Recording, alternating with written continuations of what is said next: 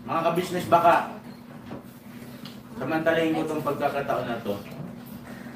Kung po pwede po sana, lalambing ako sa inyo. Supportahan niyo po yung Anime Reactors TV. Solid ka business po yan. Tapos ano po kasi siya, bedridden na po, mga ka-business. So sa pamamagitan ng pagbablog, awa ng Diyos nga, na-monetize na siya. Nagkakaroon siya ng kaunting revenue. Kaya maliliit lang kasi yung views niya. Baka pwede po suportahan natin si Anime Reactors TV. Yan. Pero bedridden na po siya. Kaya mapapansin nyo yung at least na mukha niya, pinapakita niya. Cartoon character. Suportahan po natin yan, Anime Reactors TV.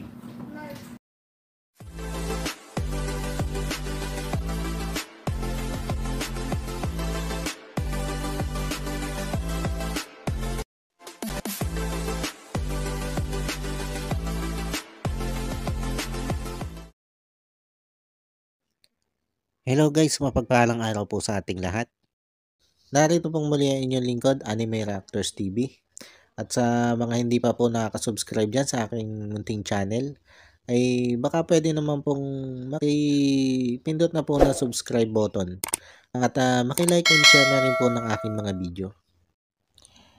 At patuloy din po natin suportahan ang Mag-amang Ka-Business Official at Papa Dins TV.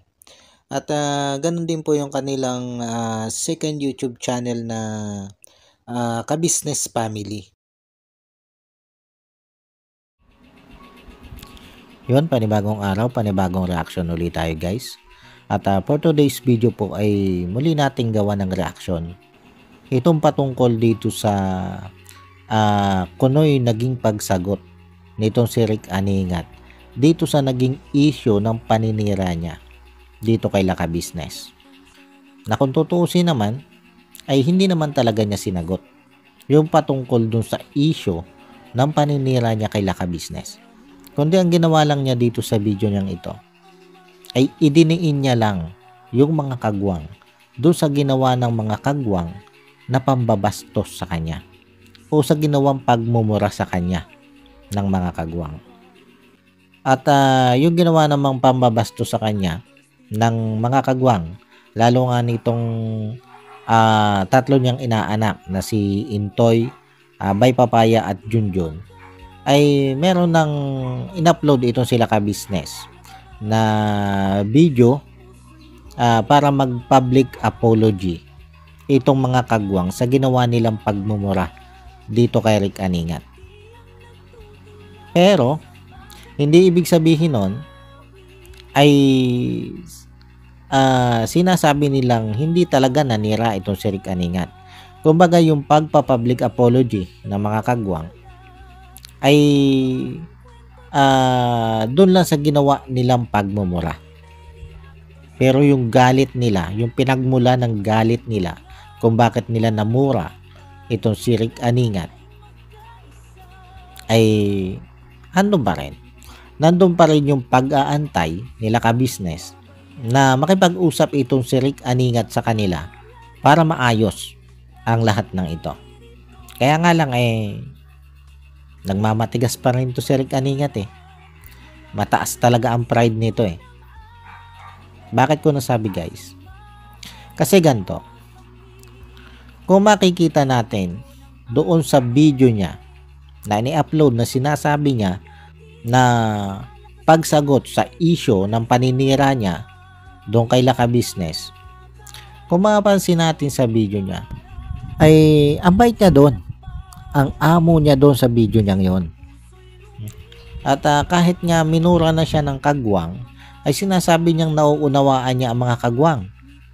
Dahil sa sinabi nga daw ni ka-business na dahil nga daw po sa bugso ng damdamin, kaya nakapagmura ang kagwang. Kumbaga, kung papanoorin natin yung video niya, ay napakahinahon lang niya doon. Napakabait niya. Kahit na nga halatang halata naman na ang idinidiin lang niya doon ay yung mga kagwang. At iniwasan niya na matalakay yung patungkol doon sa ginawa niyang paninira kay Laka Business. Kaya kung mahina-hina tayong umintindi guys, at basta na lang natin panonoorin at hindi natin uunawain ng maigi, ay masasabi nating tila ba itong si Rick Aningat ang kawawa dito. At si Rick Aningat din ang mabait dito. Dahil nga kahit minura na siya ng kagwang, ay tila ba sinasabi niyang nauunawaan niya itong mga kagwang. Dahil bugso nga daw ng damdamin eh. Kaya lang, hanggang sa katapusan nga ng video niya, ay hindi naman niya ipinaliwanag kung bakit siya minura doon ng mga kagwang. At ito na nga guys, yung napansin ko sa video niyang ito.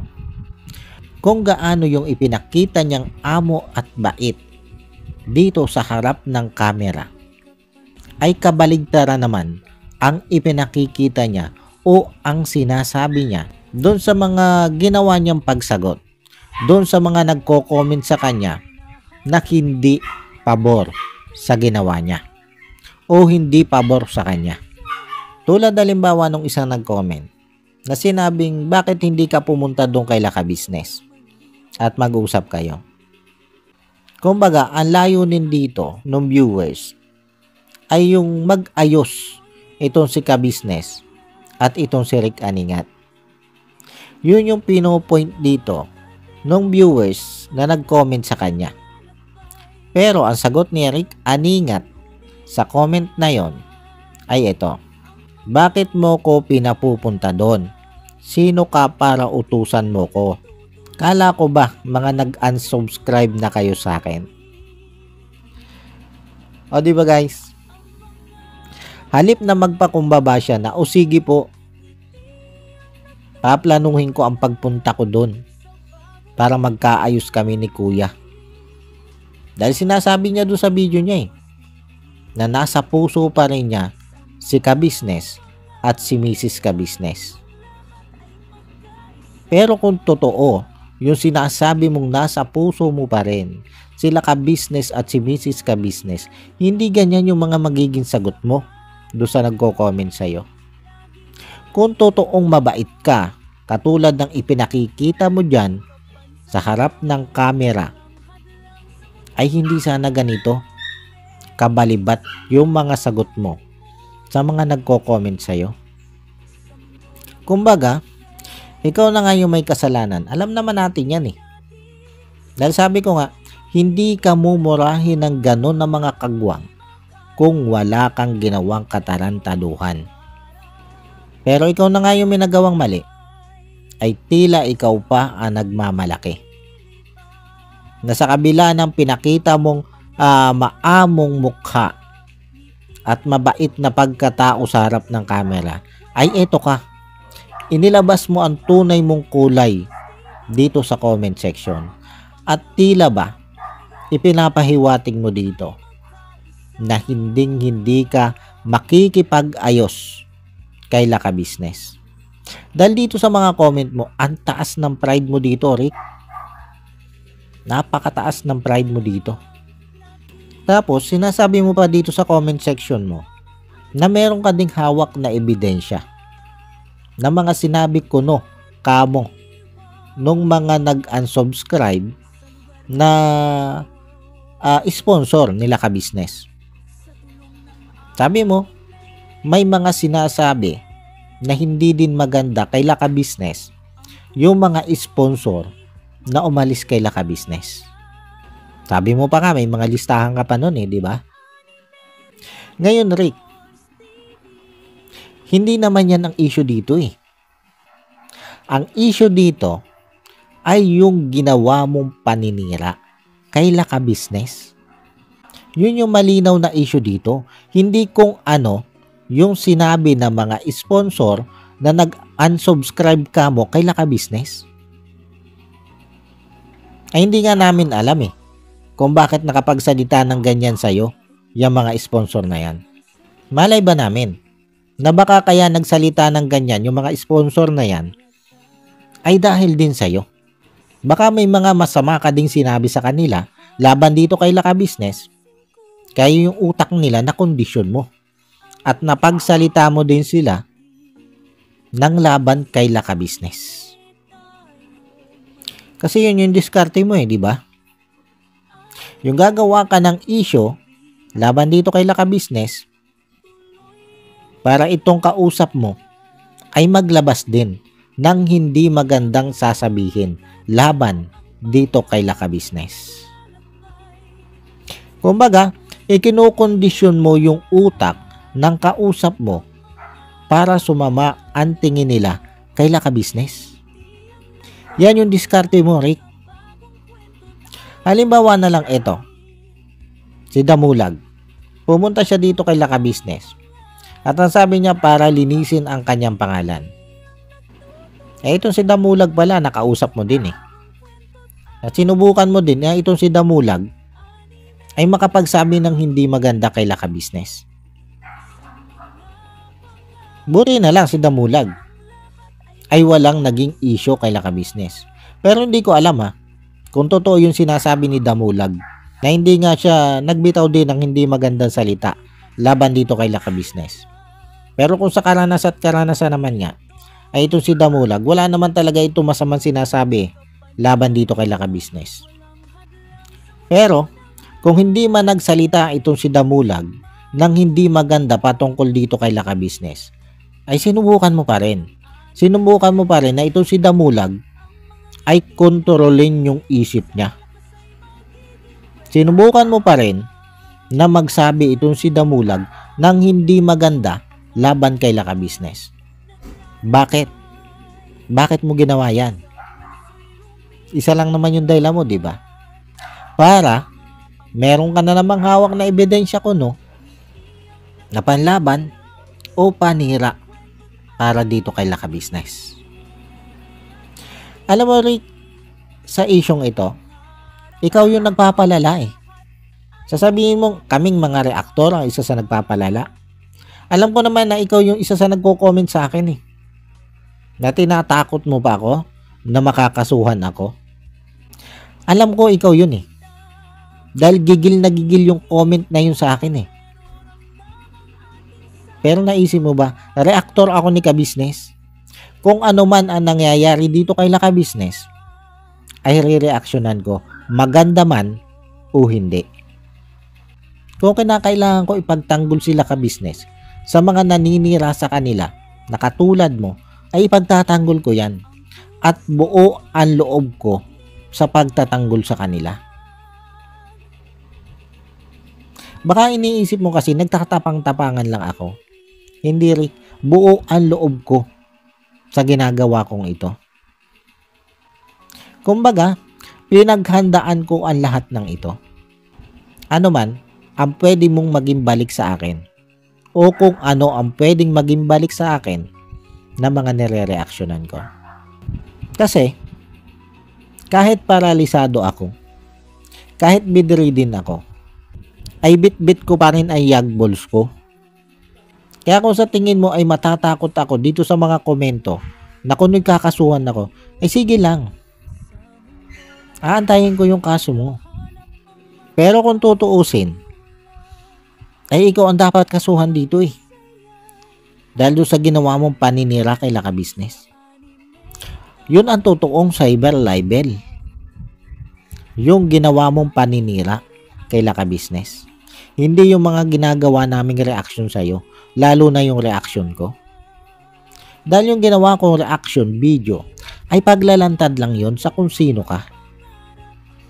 Hindi yung paninirang puri, Rick. Dahil ginawa mo yan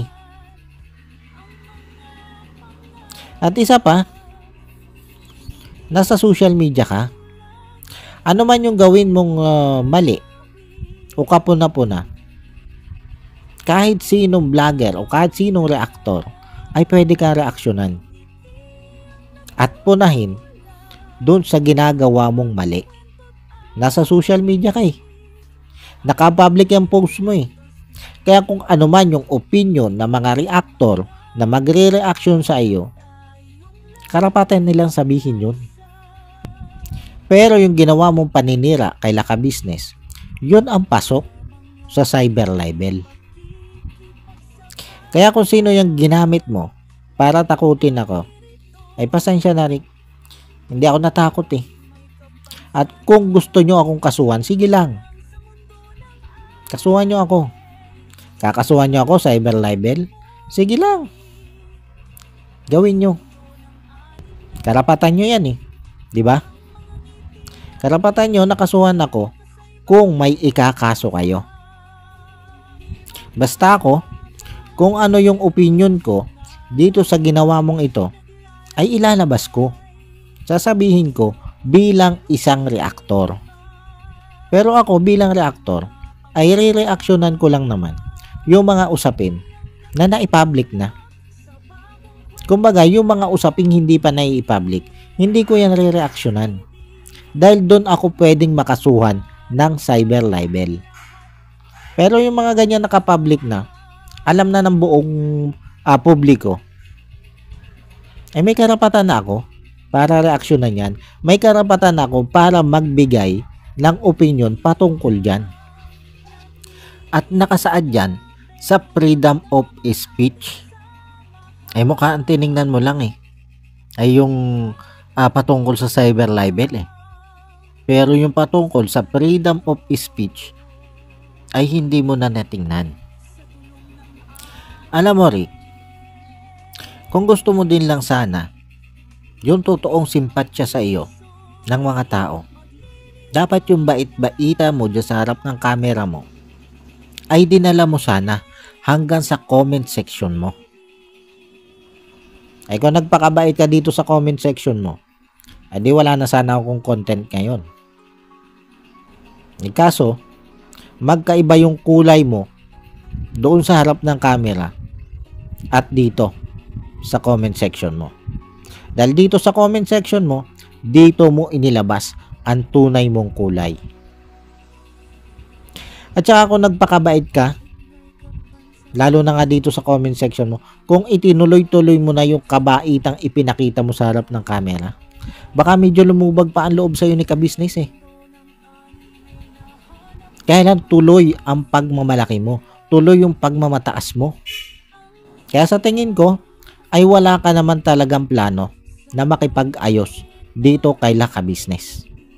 Kasi halip ngang magpakumbaba ka eh, na tila hinahamon mo pa sila dito na maigi, na ilabas yung ebidensyang sinasabi nila ka-business. Ay malinaw naman sa sinabi ni ka-business na hindi nila pwedeng ilabas yun nang hindi pumapayag o hindi nila nakakausap pa at hindi pa nila napapapayag yung sponsor na nagbigay sa kanila ng ebidensyang yun. Pero kung gusto mo talaga na malaman lahat ng sinasabi ng sponsor doon sa ebidensyang sinasabi nila ka-business, ay pupunta ka dito kay ka-business. Kahit naman siniraan mo sila, handa pa rin sila na tanggapin ka. Handa pa rin sila na patawarin ka. Pero ikaw, yung nagmamataas masyado. Sasabihin mo, takot ka doon sa mga kagwang dahil doon sa mga sinabi sa'yo. Ay hindi naman sila ulo yan si ka-business. Napapupuntahin ka doon nang nakaharap sila sa camera kung may gagawin silang masama sa'yo. Pero ikaw, halip nga makipag-ayos ka dito kay ka-business, ay ito pa yung ginagawa mo. Ang dami mo pang say sa iyong comment section. Na pati yung mga nagko-comment sa'yo, na kung iisipin mo wala naman silang sinabing masama. At ang intention nila ay yung pumunta ka lang dito kay ka-business para makipag-ayos, ay sinasagot mo pa ng pabalibat. Ganyang kataas ang pride mo. Na kaya mo lang magpakumbaba sa harap ng camera. Kung tutusin, hindi ka pa nga nagpakumbaba dun eh. Na hindi ka nga humingi doon ng sorry sa ginawa mo eh. Na paninira mo kay ka-business eh. Dahil ang sinabi mo lang doon, ang iginingit mo lang doon, ay yung ginawang pambabasto sa'yo ng mga kagwang. Yung ginawang pagmumura sa'yo ng mga kagwang. Ay buti pa nga yung mga kagwang eh. Nag-public apology sa'yo doon sa ginawa nila na pagmumura sa'yo. Pero ikaw, eto ka. patuloy ka nagmamataas at hinahamon mo pa sila ka-business. Paano guys, hanggang dito na lang muna ulit po. At doon sa mga patuloy na naniniwala dito kay Rick Aningat, ay good luck na lang po sa inyo. Sana nga po nasa tamang panig kayo. Yun guys, hanggang dito na lang po at sana po ay nagustuhan nyo itong aking reaction video na ito. At maraming salamat po doon sa patuloy pong sumusuporta at sa patuloy na nanonood sa aking mga ini-upload na video. At sa mga hindi pa po nakaka-subscribe dyan sa muntik kong channel, ay baka naman po pwedeng makipindot na po ng subscribe button at maki-like and share na rin po ng aking mga video. At yun, bago po tayo tuluyang magtapos, ay gusto ko lang pong i-shoutout itong sila Ma'am Nerissa ng New Jersey. Shoutout po sa inyo ma'am, at maraming salamat po sa patuloy nyo pong pagsuporta at walang sawa nyo pong panonood dito sa aking mga ini-upload na video. At shoutout din po dito kay Ma'am Elena Capillo. Ma'am, maraming salamat din po sa inyo sa patuloy nyo pong pagsuporta at sa wala nyo din pong sawang panonood sa aking mga video. At maraming salamat din po sa patuloy nyo pong pagpapaabot sa akin ng blessing. At ganun din po sa aking mga kasamang reaktor na sila Ma'am Flores Channel, MK Inday Okray, Alminda Mix Vlog, Annalisa Reality Vlog, Taong Gala, Kalingap Turak, Katangay PLC at Kamix Vlog. Shoutout po sa inyo. At muli po ay maraming salamat po. And God bless po sa inyong lahat. Anime Reactors, shoutout po. Suportahan natin yan si Anime Reactors TV. Yan, pakisupport po natin. Siya po ay isang bedridden na mga ka-business. Check nyo po yung kanyang YouTube channel, Anime Reactors TV. Siya po siyang bedridden na, ayan, kahit papano nakakagawa-gawa siya ng mga reaction video patungkol sa ka-business official. Suportahan po natin para kahit papano magkaroon siya ng revenue. May magamit siya sa pambili-bili man lang ng gamot. Ano po mga ka-business.